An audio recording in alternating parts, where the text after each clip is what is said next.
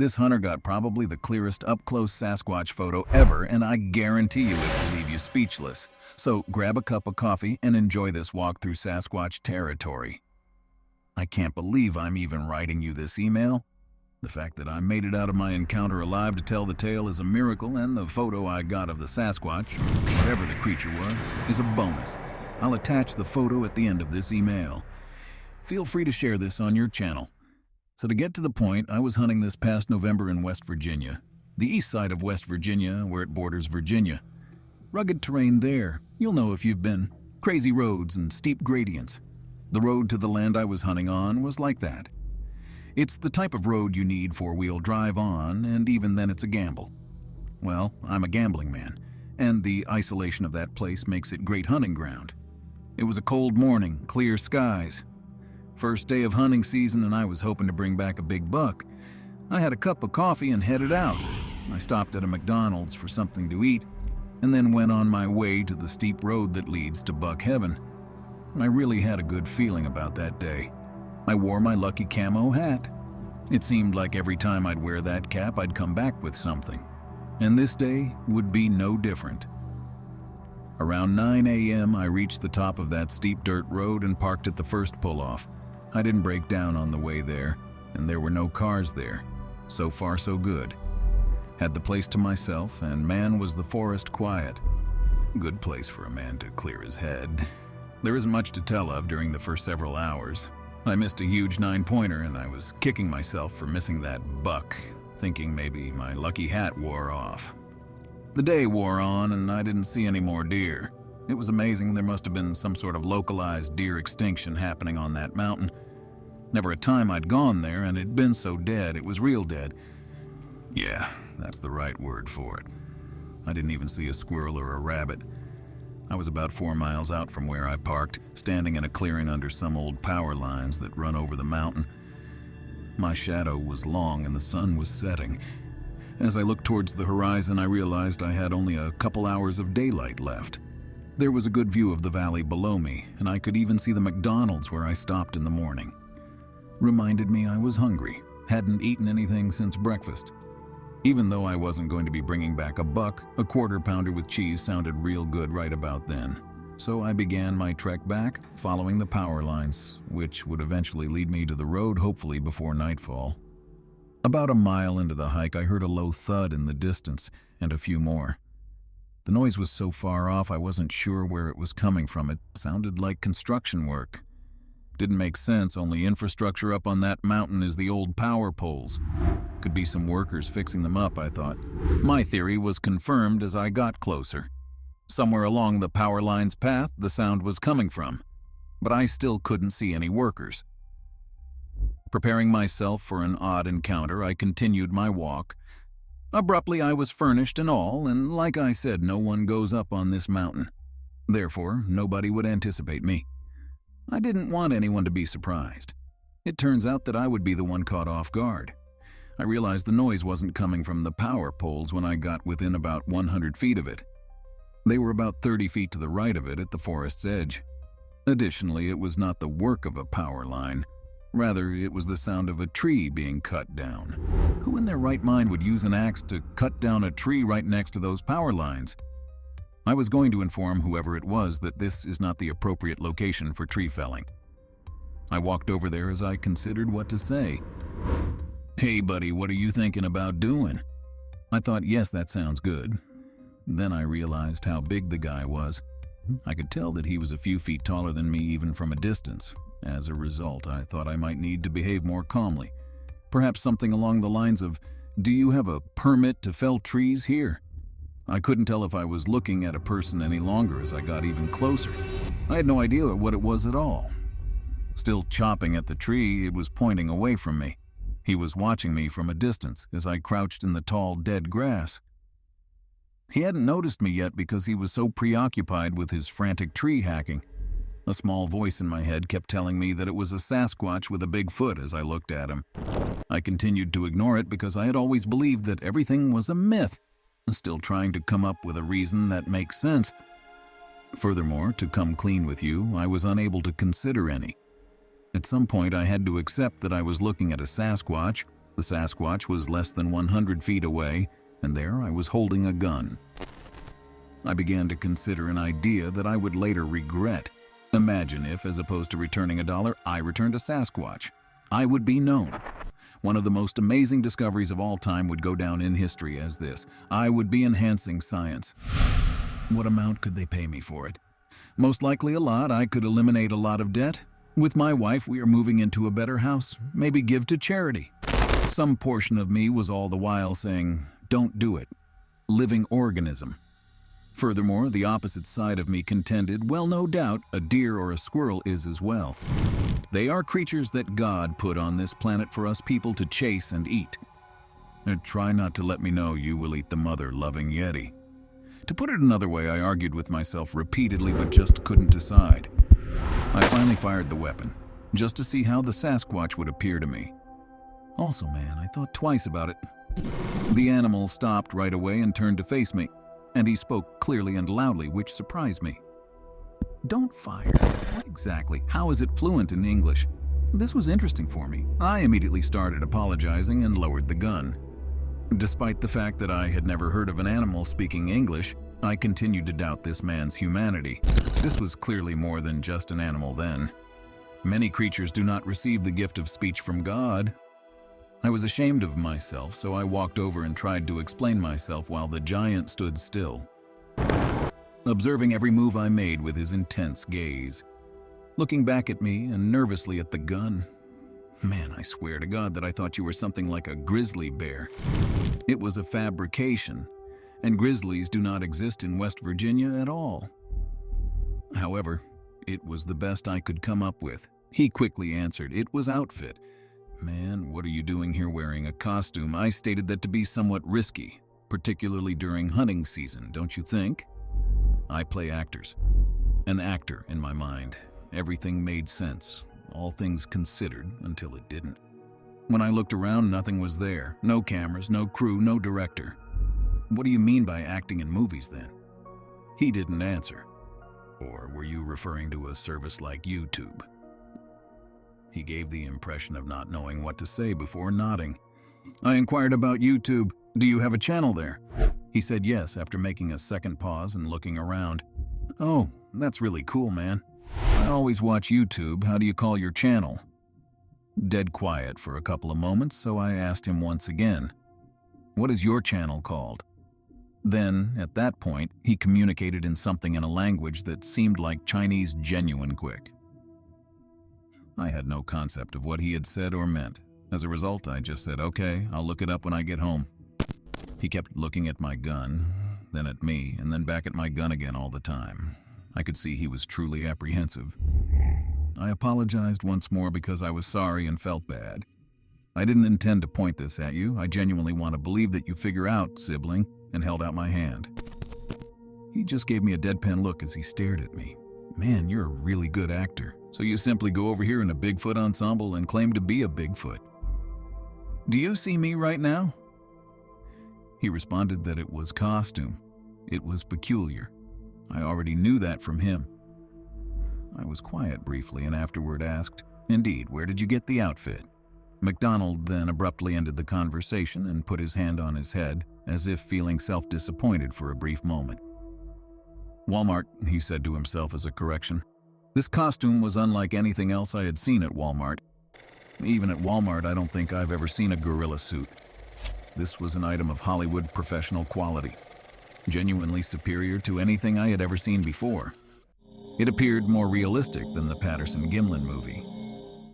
Please tell me if this is a suit after you look at the picture I'm going to send you. I didn't want to buy it, and Walmart had it. Additionally, as previously stated, this individual stood approximately 3 feet taller than me. So the way in which the damnation could Walmart have a size that enormous? I then inquired about his height as a result of that. At first he didn't answer, but then he pointed to me and asked, "You?" I addressed him 6 feet while I'm wearing boots.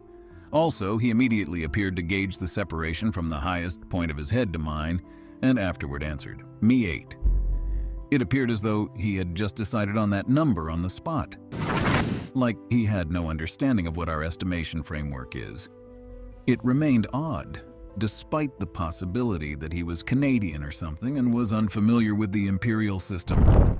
However, 8 feet was not out of the question. In point of fact, that is precisely what I would have predicted. That made things even more bizarre.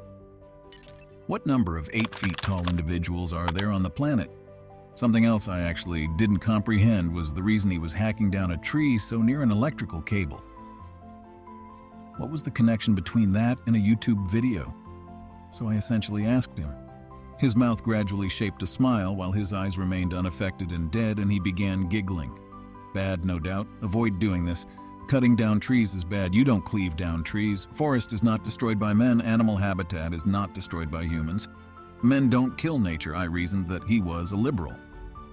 He continued asking rhetorical questions about how humans had destroyed the planet.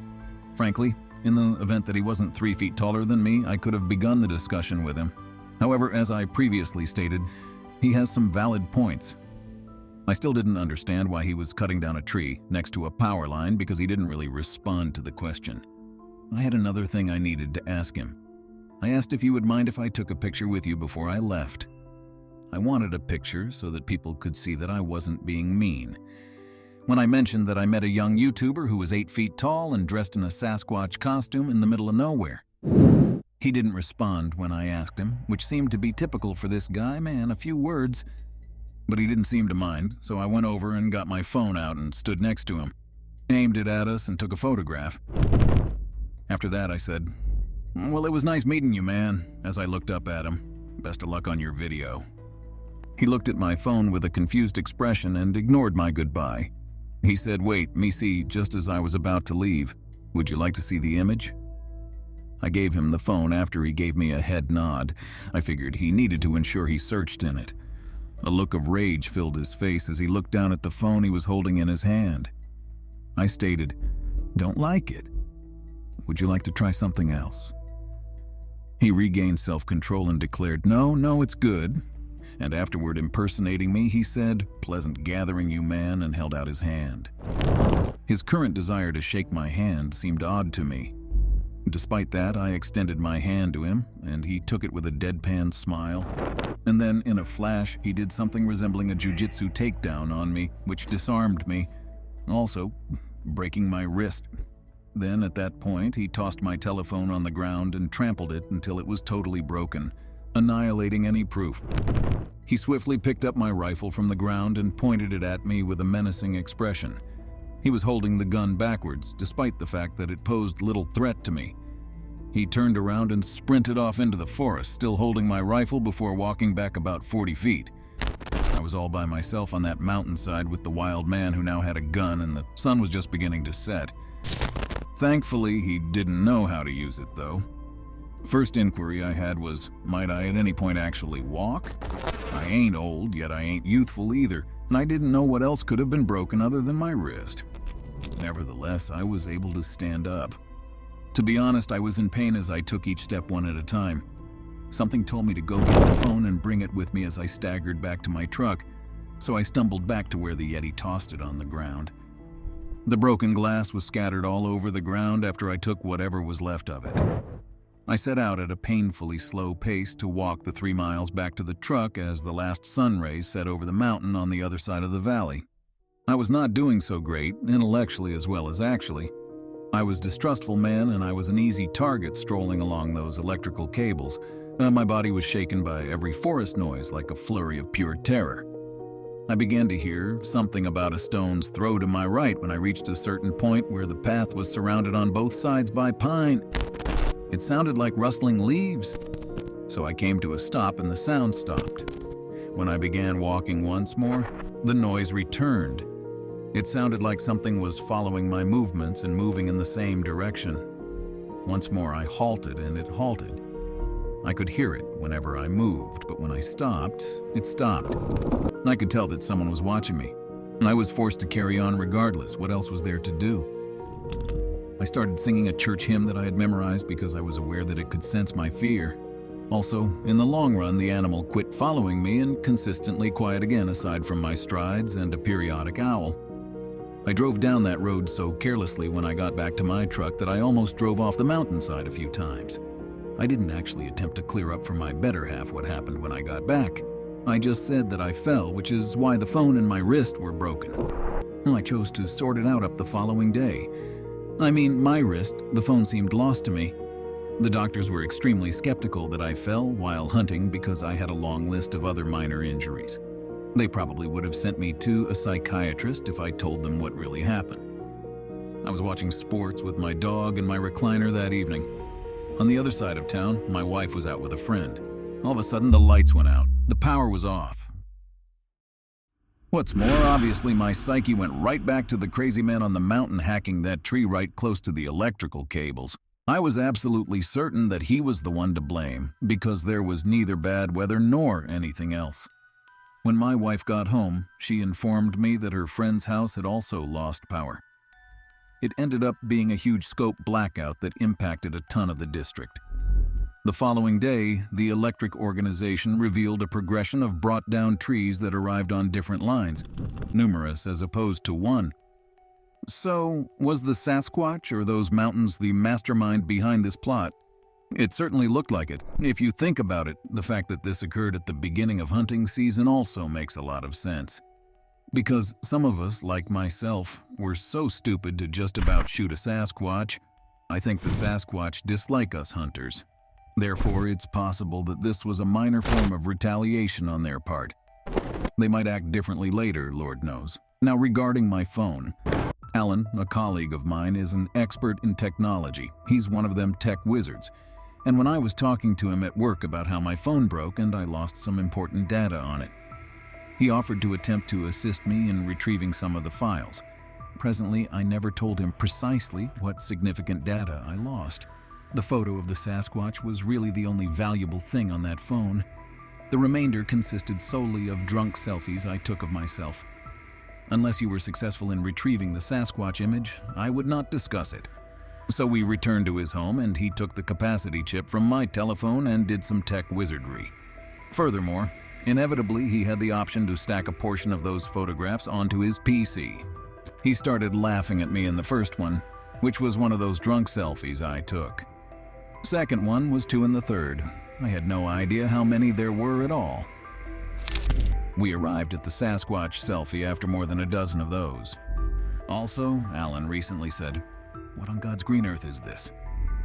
Which location did you take this, man? Is this a retouch?" What's more, at that point it was no time like the present I recounted to him the entire story which I just told you. As it turned out, Alan had hunted when he was a kid and had seen something very similar.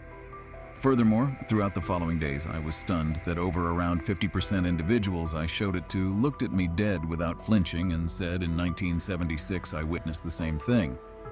Or I saw one of those things running away with one of my chickens, etc., from my window. It turns out that almost everyone I knew was once a believer. Additionally, the image served as yet another reminder that Sasquatch were present. Sasquatch was a man dressed as a gorilla. Even though Mark might be out in a gorilla costume, Mark's question is, it would cost me money to get Sasquatch. I appreciate your viewing.